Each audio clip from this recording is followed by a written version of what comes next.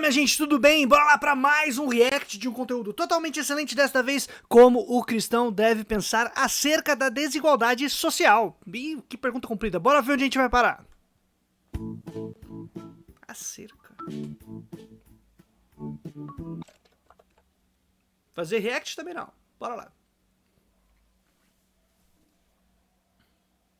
De imediato, talvez a maioria dos cristãos pense que a postura correta de um cristão em relação a esse tema é se posicionar de maneira contrária. Me parece sensato ser contrário à desigualdade social. Eu, porém, creio que a primeira coisa que devemos fazer é problematizar um pouco o conceito de desigualdade social. Primeiro, quero lembrar que esse não é um conceito bíblico, essa não é uma expressão que é encontrada na Escritura. É a maneira como alguns sociólogos têm falado das mazelas da nossa sociedade. Exatamente, eu acho que a própria explicação de que é como sociólogos têm falado sobre a nossa mazela da sociedade, porque sociólogo é uma profissão ou uma posição de cientista, analista de uma realidade muito específica, muito recente, depois de já madura, constituída e estabelecida a sociedade moderna capitalista, em especial. Porque para compreender a sociedade como a gente compreende, que são indivíduos isolados que se encontram e fazem trocas e estabelecem acordos comerciais ou mesmo contratos que protejam a propriedade privada e tudo mediado por essa forma liberal de organizar a vida, é muito recente, não tem como você jogar isso para trás. Então a Bíblia não vai falar de desigualdade social no mesmo sentido que ela não vai falar de lei de trânsito, regulamentação de aplicativo de transporte ou aplicativos que fazem essa mediação de serviços, ou mesmo, sei lá, tributação ou reforma tributária dentro de um sistema monetário e financeiro moderno, não vai falar sobre essas coisas. Então tem que, obviamente, que trata-se de uma sociedade como a nossa e que a Bíblia não vai tratar desse tema. Então, uma coisa é uma coisa, outra coisa é outra coisa, tamo junto. Mas aí a questão não é problematizar o conceito de desigualdade social, é compreender que a Bíblia não fala dele porque ele é um problema nosso, do nosso tempo, não daquele. Bora lá. E ao que me parece, a ideia de desigualdade social parece sugerir que, numa situação ideal, nenhum tipo de desigualdade no que diz respeito à distribuição de recursos deveria acontecer. É exatamente isso. Porque é assim que funciona a nossa análise da realidade social ou mesmo de outras coisas. A gente vê aquilo que está faltando, aquilo que é um problema e tenta solucionar. Então, se do ponto de vista da análise social se percebe que há uma desigualdade e isso é um problema, você é capaz de perceber a própria relação de desigualdade por conhecer, pressupor e imaginar o que seria uma relação de igualdade.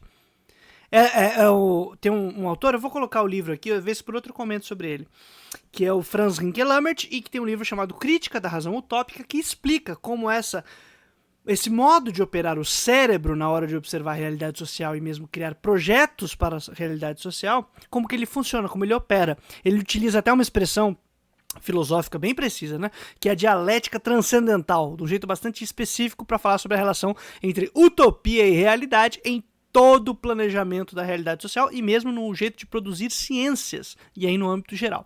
Então fica a dica aí desse livro, ele não é um livro fácil de ler, ele é bastante sofisticado, mas o autor disponibilizou todas as suas versões em PDF gratuito, e aí eu vou deixar aqui na descrição, tá bom?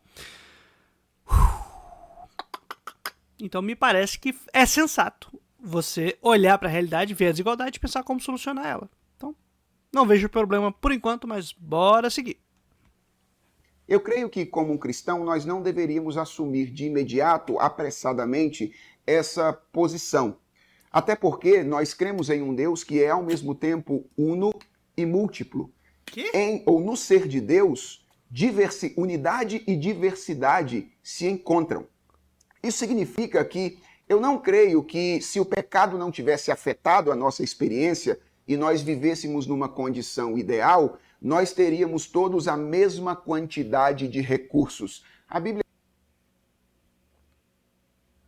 Com todo respeito, o que isso tem a ver com desigualdade social no nosso tempo de hoje? Que é um problema próprio da nossa sociedade, do modo como nós organizamos a sociedade. Antes não tinha uma distribuição não equitativa dos recursos? Tinha. Dependendo da sociedade, tinha. Tem outras sociedades que se organizavam pelo comum, dependendo do grau de divisão social do trabalho, do grau que você tem de relações ou ramificações sociais, estamentos sociais, tem um monte de coisa que pode estar envolvido, como que é esse modo de produção, como a gente pode falar sobre desigualdades e tal. E não tem propriamente a ver com uma questão de distribuição, senão com uma questão de organização do trabalho social, de produção e reprodução da vida social. É o modo de produção, como que nós coordenamos aí a sociedade como um todo, ou uma coletividade, ou uma comunidade, para que essa sociedade, essa coletividade ou essa comunidade persista, não seja dissolvida. A questão é que depois dessa percepção bastante liberal, burguesa, individualista, etc, etc, etc, e um modo de organizar a produção que é baseado nessas concepções, a gente começa a imaginar a sociedade não como esses coletivos e comunidades que se organizam para sobreviver, senão como indivíduos que, quando se juntam, criam uma sociedade. E é isso que o cara tá falando, faz sentido, porque ele tá criando uma abstração bizarra, né? Pastor Felipe Fontes, no caso. Está criando uma abstração bastante bizarra em que haveriam indivíduos, receberiam distributivamente a mesma coisa, caso não houvesse, por alguma razão, pecado no mundo. Tudo bem, eu entendo de onde veio isso. Agora, o lance do Deus uno, que diversidade, se não houvesse pecado, e o que você crê, pouco importa, com todo respeito, para a análise da realidade social e para a busca de soluções de problemas. Que não significa criar paraíso na Terra, significa remediar, solucionar, reorientar e reconstituir a nossa sociedade para solucionar os problemas vigentes da maneira mais ótima possível. O que não significa da maneira perfeita. Então, é muita coisa misturada num negócio só. E aí parece que está implícito, e esse é o meu último comentário, antes da play de novo, que o grande lance é, se não houvesse entrado pecado no mundo, ou seja, a desigualdade está conectada com esse problema do pecado. E aí, realmente isso é um problema, porque não teria a ver, então, com o modo de organizar a vida e de constantemente a gente estar tendo que planejar e reestruturar as nossas relações. Senão, que já que tem pecado, esquece. Vai estar sempre desigual, a culpa é do pecado e abraço, deixa que Deus cuida. Me parece que o resultado acaba sendo esse, tá ligado? Mas vamos ver, porque eu posso estar completamente equivocado. Descobriremos.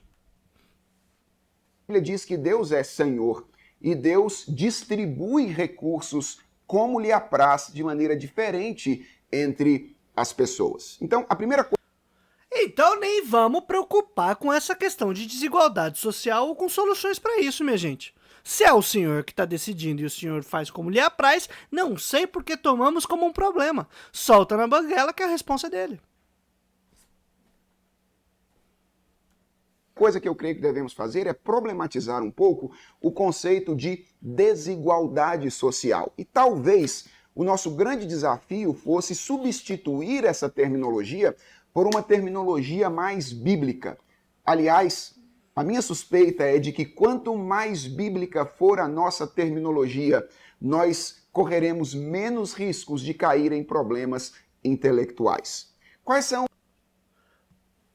Cara, o esforço de falar que eu creio no Deus Uno, que é diverso, que se não fosse o pecado, não sei o quê, isso é um problema incrivelmente intelectual, abstrato, teórico e hipotético, que nada tem a ver com a realidade, com a relação da desigualdade social e como a gente pode atuar hoje, no nosso mundo. Parece que adotar os termos bíblicos a gente vai encontrar as chaves mágicas para solucionar problemas. Não. Ou ainda, não, vamos adotar os termos bíblicos. Sim, mas eles se refletem como na realidade hoje? Dá para fazer uma transposição de conceitos sem qualquer atualização, adaptação, reconstrução? Ou a gente está querendo aplicar para trás problemas que são de hoje, ou conceitos que têm a ver com a realidade de hoje, e querer trazer lá de trás para aqui para frente coisas que não tem nada a ver com o nosso modo de produção? Nada a ver com a realidade social que a gente tem vigente. Ajuda aí, cara. Os equivalentes de desigualdade social na Bíblia. Talvez nós pudéssemos pensar em palavras como injustiça, ou palavras como miséria, ou ainda como opressão, porque, na verdade, isso é o que o pecado faz no que diz respeito à questão dos recursos na nossa experiência. Em qual experiência? Veja, em uma comunidade que está em um ambiente cujos recursos são abundantes, há vida digna e não há necessariamente uma coordenação da vida pela escassez. É outro modo de coordenar a produção e de organizar a vida e não necessariamente vai desembocar em uns mais ricos, outros mais pobres, senão que uma vida do comum. dependendo também do tamanho dessa comunidade. É como a gente observar povos originários e como coordenavam suas vidas.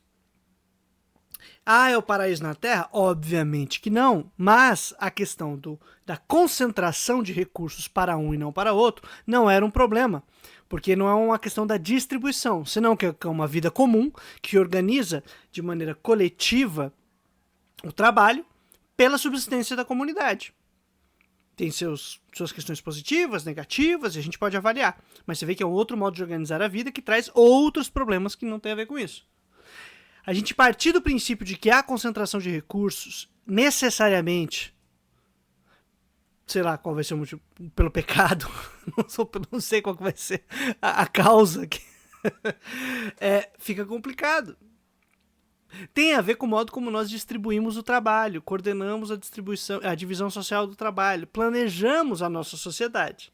Isso tá conectado, cara, obviamente. E isso acarreta em conflitos, que tem a ver com a dinâmica da vida, independentemente dessa relação de pecado ou não, você pode crer nele ou não, isso não altera o que nós devemos fazer e como analisar a realidade. Então, toda essa volta é complexa, aí fala injustiças, miséria, opressão, a gente pode usar esses mesmos termos hoje, e eles podem, inclusive, estar articulados com a questão da desigualdade social, que é um conceito, uma categoria ou um instrumento aí para a gente observar um determinado fenômeno na nossa sociedade moderna, capitalista, hoje. E aí a gente usa isso aliado, sim, a uma questão de injustiça, opressão e miséria, que hoje não é a mesma coisa que tinha no passado. São outras relações, que a gente pode buscar valores, encontrar elementos comuns, fazer certas pontes, certas conexões, mas não é transporte de trás para frente, de frente para trás. A gente está resolvendo os nossos problemas, os nossos BO. E aí isso, como nós organizamos a vida hoje, nada tem a ver com aquilo que foi a base material, histórica e humana de construção dos conteúdos que estão no nosso texto sagrado. Mas bora lá. Ele não é a causa das desigualdades. Ele, na verdade, é a causa da miséria, de um tipo de desigualdade que deixa algumas pessoas sem condições de viver de maneira digna como imagem e semelhança de Deus. E quanto a essa questão, a miséria, a opressão, a injustiça, eu creio que há basicamente 4 coisas que nós cristãos deveríamos fazer. A primeira é nos entristecer profundamente pela presença dessas coisas na nossa experiência. Mas se é o Senhor que está distribuindo como lhe bem lhe apraz, você está entristecido por quê? Eu estou fazendo esse comentário para a gente perceber essa contradição no processo, na análise do que está acontecendo. Como a gente está colocando os conceitos para brincar, né? Então, aí essa questão do Senhor a gente não vai mexer. Tudo bem, se a gente não vai mexer, deixa que é do Senhor que decide. O que está na nossa mão para solucionar?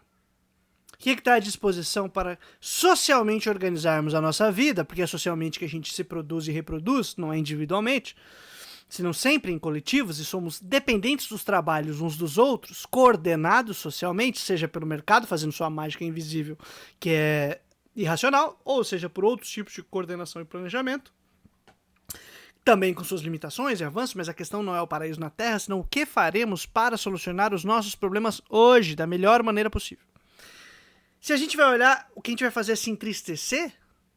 Pô, legal, eu também me entristeço, misericórdia e tal, mas e aí o passo seguinte eu espero que seja, vamos então alterar as relações de produção para que esse entristecimento seja sanado, para que a gente não tenha que ficar sofrendo tanto ou só lamentando que tem gente morrendo, né? Então vamos lá. Eu só fiquei incomodado e me despertou isso aí porque falou, pô, tem que ficar triste. Mas se for o Senhor que fez, não sei qual que é o motivo da tristeza. Ele tá fazendo. Elas não são naturais.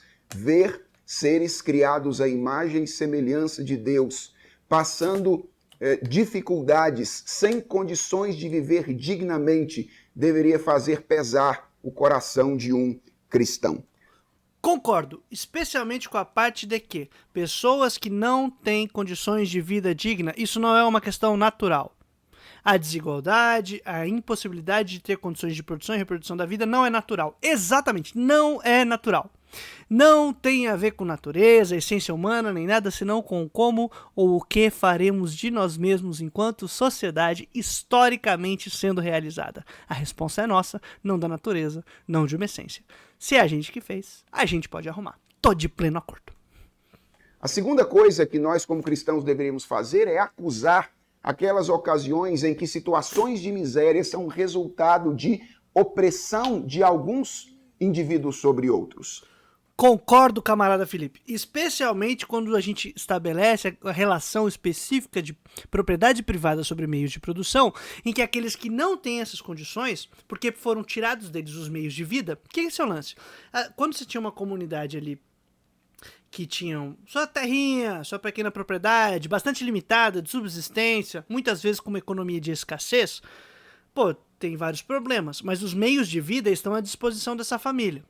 Mas quando a gente começa a coordenar socialmente a produção, desenvolvendo as chamadas forças produtivas, né, a tecnologia, o uso da força do trabalho, a industrialização, esse processo todo, o que acontece? As pessoas são jogadas para fora de suas terras, porque os recursos, as terras, tudo que está disponibilizado vai ser convertido em matéria-prima para a indústria, para as grandes fábricas, para a produção avançada, tecnológica e não sei o que lá.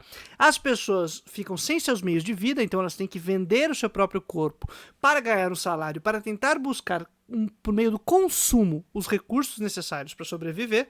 E aí quem é o dono do meio de produção, ele não é o dono de meio de sua própria vida.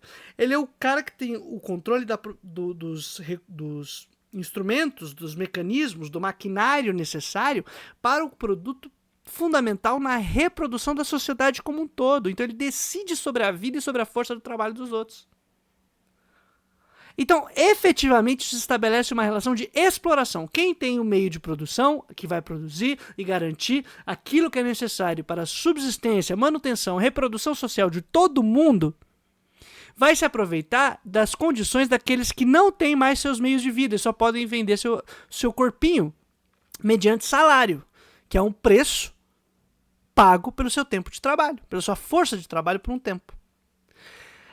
Então, há uma relação de exploração. E eu concordo contigo, camarada. Nós temos que denunciar esta relação que é fundamental para o modo de produção capitalista. E ela causa, reproduz e amplifica desigualdades. Isso acontece por causa do pecado e nós, como profetas de Deus, devemos levantar a nossa voz para acusar todo tipo de opressão que existe no mundo no qual nós estamos. Abaixo o capitalismo! Em terceiro lugar, eu creio que nós cristãos deveríamos agir com generosidade. Nós deveríamos aprender ou devemos aprender a sacrificialmente valer-nos dos recursos que Deus coloca em nossas mãos para que outras pessoas sejam atendidas. Concordo que devemos ser generosos, solidários, camaradas e tomar consciência do papel que desempenhamos dentro da sociedade.